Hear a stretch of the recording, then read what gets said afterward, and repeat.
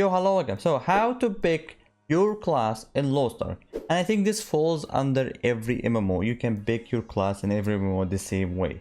And there is one thing that a lot of players I can say is that what is the best class? And I think this statement is false. There is no such thing as the best class. Yes, there are some classes that might feel better, but everything comes in price. If you think about the grand scheme of everything you did in this character, everything comes for a reason, alright? Now, I personally think that there is no such thing as the best class.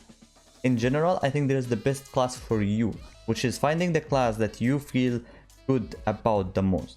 Now, when it comes to picking a class in any MMO, I go through some steps, and that's what we're gonna talk about. So the first thing I'm gonna talk about is damage. Now, how does my character deal damage? In lostark, there's 3 types of damage I feel about. So the first one is consistent damage, right? So best example for consistent damage for me is Arcana. So Arcana has 2 builds, one burst and one consistent, right? And the consistent build, you deal consistent damage all the time. You don't care about anything. You always deal damage. The only things you care about is that your cards might make you deal more damage, so you might think about arranging your attacks, but in general you always deal damage.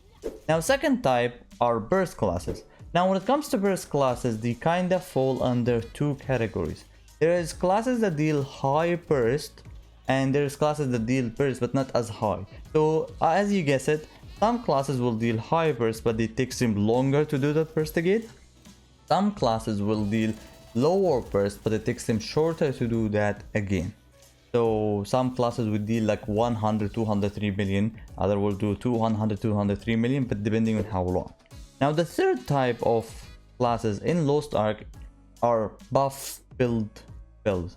So, for example, you have this strike. Now, this is kind of a burst class, but the whole burst of the class revolves around a buff.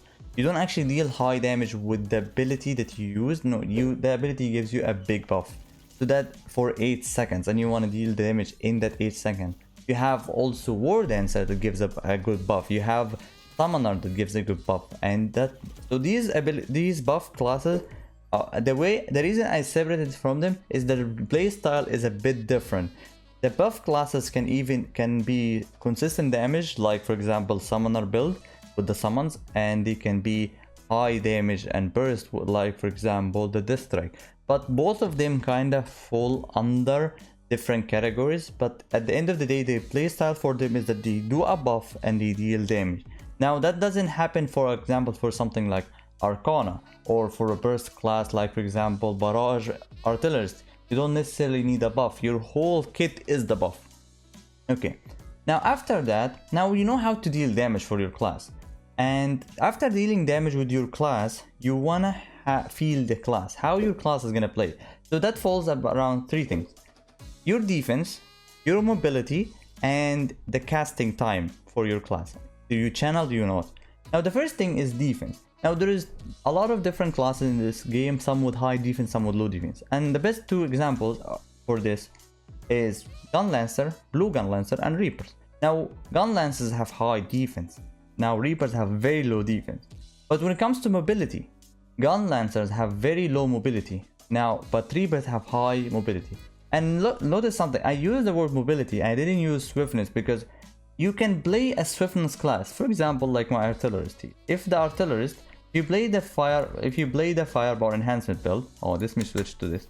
So if you play the firepower enhancement build, for example, your character, you can play with swiftness, but that doesn't mean you have mobility, because the only type of mobility you have is your roll. You still lack mobility. When it comes to a class like Reaper, you can play the spec build, but you have a lot of dashes, you have a lot of mobility. And third thing is the casting time. So when it comes to casting in this game, you're either gonna do a channel, which takes time, do instant attacks or delayed attacks. Now that's all different, because channeling attacks is risky for you.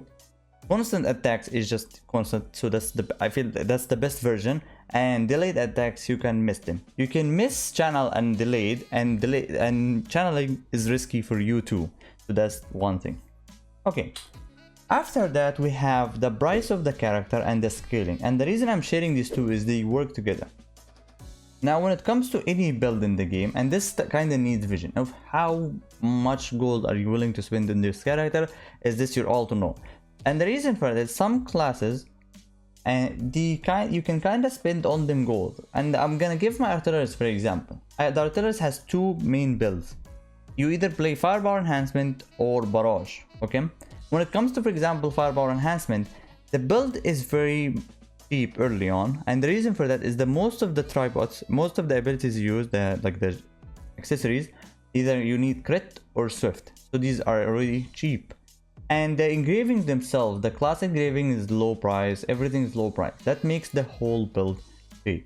Now when it comes to a class like barrage, which is the other build for the artillerist, this build, I have both builds.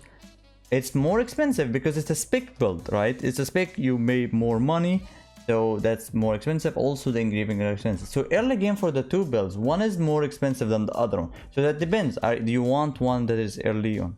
But you don't always look at early game and stop. You want to also look at late game. For the same builds, when it comes to late game, the barrage build here that was expensive early will actually kind of be cheaper later, because the barrage build needs kind of one big gem for them to deal a lot of damage. And now when it comes to the firepower enhancement build, you need damage for all six of your damaging abilities, because you have 6 damaging abilities. Now for the barrage build, you also have 6 damaging abilities, but your most damage comes from your barrage mode, so having that 10% on it is so much more valuable. And that also comes for classes like transformation classes. So these classes early are so much cheaper compared to other classes, but late game they scale less because the resource of damage is, they already got all of the source of damage early on. And that's when the idea of scaling comes. Now some classes will scale early a lot more, like for example shadow hunters. You can pay a fixed amount of gold on them, which will be high, but you can reach it and then you're already scaled so much. When it comes to other classes in the game, nobody can compete with that. But then you start noticing that the other builds are competing, and the reason for that is that the class doesn't have a room to go. They already reach the limit very fast. Also, when it comes to the pricing of the class and the scaling, some classes feel very annoying early on, some classes don't. That's why you might make like a different assumption about a class. So you can play a class that feels really good early on, that deals 10 million per burst, but then 50 days later your class increased by a lot, but you're still dealing 12 million after 50 days.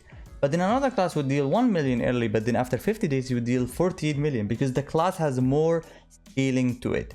Now all of these things that I have said already are very difficult to understand early on about the class, but this is just a general idea. A lot of these things you can kinda guess by playing the character, or maybe ask someone if the game is open. Like for example lostark, you can ask me if you want, ask me in the comments about any class, I'll try to look it. I don't play all the classes though. Okay, now let's go next thing, but before that, if you've been enjoying this video so far, consider liking this video. Okay, so the next thing we talk about is range, and I'm not talking about the range as in melee or range classes. No, I'm talking about the skills that you use, how much of range you have. So the best examples for this are any fighter class, like for example war dancer, are always close range. Now for example firepower enhancement are kinda long range, they can stay far from the boss. And then you also have a class like Lavier, which is a close range that can use some ranged abilities. And then you have a class like kinda gunslinger, who can use long range, very long range abilities, but they can kinda also come close with the shotgun, depending on the build. So that range is actually very important to a lot of players, and that also helps with how you feel the build and the raid, because some raids would feel riskier for range and some would feel riskier for a melee. But in this game, mostly I feel like the raids are easier for range than melee. Okay, now let's talk about difficulties of the classes. Now when it comes to a build, you also wanna play difficult. Some players would look at the class, see the difficulty is high, that's my character, I don't care, I just want to play a hard character, because they would think that a hard character will just make it that they will deal a lot more damage, which sometimes is right and sometimes is wrong. And maybe you would feel like, oh, this character is gonna be too hard for me, I'm not playing that. Now when it comes to difficulties in lostark, I feel they drop out under some things.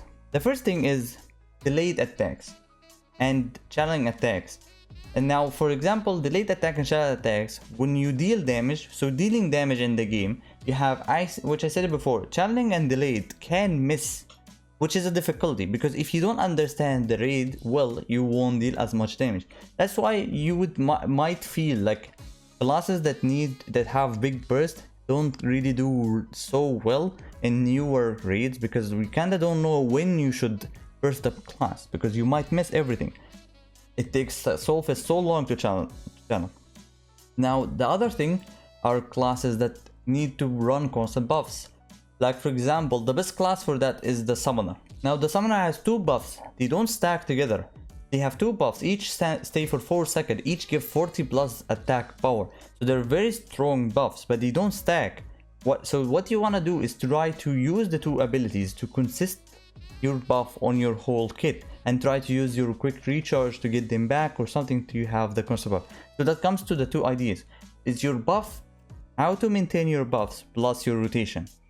And that also comes, for example, like War Dancer, the buffs and the rotation. And the last thing is survivability. Now, every class you play, for example, maintaining your buffs, channeling your abilities, having low mobility, high defense, low defense, all these come under the one category, is that if you're alive, you can deal damage. If you're dead, you cannot deal damage. So survivability is one of the difficulties. That's why some classes are hard. Like, I think, I haven't played Gun Lancers before, but they're tanky. But for me, I see the class and I feel like this is a class that it would be very difficult to do mechanics on, because it's very slow class, right? But when I look at another class like my Arcana, which is play full swiftness and the dash is very long, I can reach any point I want very fast. Alright, so I feel like I can do mechanics faster. So that's the thing. And obviously a lot of players, some players like speed and some players like swiftness. Now we have been talking a lot about damage classes, and I'm not done about them, but I want to just skip to something else, which is support classes, because we're not going to forget about them. When it comes to support classes in lostark, there's not much room to talk about, because I feel like the support classes in this game are somewhat similar. So the only difference that you get is that every support class just plays a little bit different. So for example, and I'm not that good when it comes to supports, right? So I think I would need help here too. So correct me if I go wrong here. But when it comes to support classes, you have Artist and Bala, which they don't really scale well with Spic, so they have constant buffs. Bard the only one that scales with Spic, but that's if you want to have big damage, right? And then most 3 classes go with consistent buffs. But everyone have their own gimmick. So Paladin gives consistent buffs, and it's really good for consistent buffs, shields and healing. I feel Artillerist falls in the middle between Bala and Bard, where they can give good healing plus shields, a lot of shields, and their buff can be consistent, and they don't have to sacrifice buffs for damage that much. But Bard, if their Bard they are kinda weak or they take so much damage, that will make the Bard lack some buffs more than the other.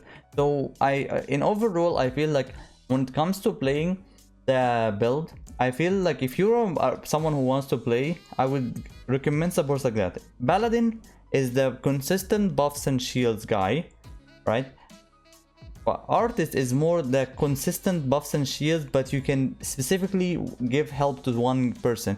I feel like when you play Artillerist, you can drop the balls for someone to pick it up. You can help someone specifically. And Bard is more like, I'm not gonna help you that much, but I'm just gonna make you deal a lot more damage if you want to do that, because I would lose some to heal you.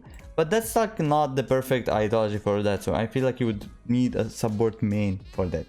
Okay, now the last thing, which is the most important thing when it comes to dealing damage in any MMO for me, and how to play the MMO, is the most annoying thing, and I hate the most, is how the game design. The design of the game obviously changes everything that the game stands for. And this is kinda different, because in lostark, the design of every raid is a bit different. So that makes it weird, because you feel like your character shines more in some raids, and some raids it doesn't shine. Like for example, I'll give a quick example. We all noticed this lately, that we're all doing Clown, and if you've been playing this game for a long time, you would notice that the classes that deal high burst damage are shining in Clown, because you skip a lot of the mechanics. But when it comes to other classes, they don't shine as much. But also I feel like classes that have good mobility and high like damage all the time shine more in newer content. So it comes to the design of the game and the design of the raid itself.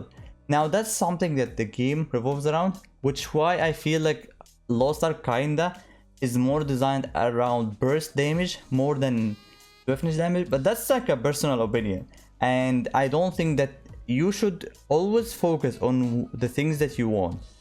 And comes to the last thing I want to talk about, which is the personal opinion. Now, you cannot play a class if it's not appealing to you. Even if someone told you that this class is too good and you played it just because it's too good, you will always get bored of it. And I think that I've seen this case so many times with my friends. For example, they play MMOs and they play a class just because it's strong, but they don't feel that it's good. And that comes to the personal choices that you make. So if does the class look good to you, how the class feels, and the skills, is it cool enough for you, is it not, what are you looking for in the class? Like for me personally, I love necromancers in MMOs, and I really find necromancers in any MMOs, and that's the idea of how the game is designed and how it will feel for you. So yeah, with all that being said, I think picking a character only comes to you. You should pick the character. Don't look, I feel like looking at characters and this thing where like people make what class is best in the game and what class, I don't think that's the case. I've never seen that as a case in any MMO, and every time I look at Lost Ark news and I see that players have done really cool things with weird builds in like hell mode or different content, it makes you think, right? Like if someone can make a class shine like that, that means that there is opportunity for me to play the class I want and make it shine and do testing. Trixian is there. I mean, that should be more than enough for you to know if your idea is good, is it fun, and most importantly, we're all playing games to have fun, right? So that's the most important thing. So yeah, that's it for this video. Hope you guys enjoyed this video. Thank you for watching. See you next one. Goodbye.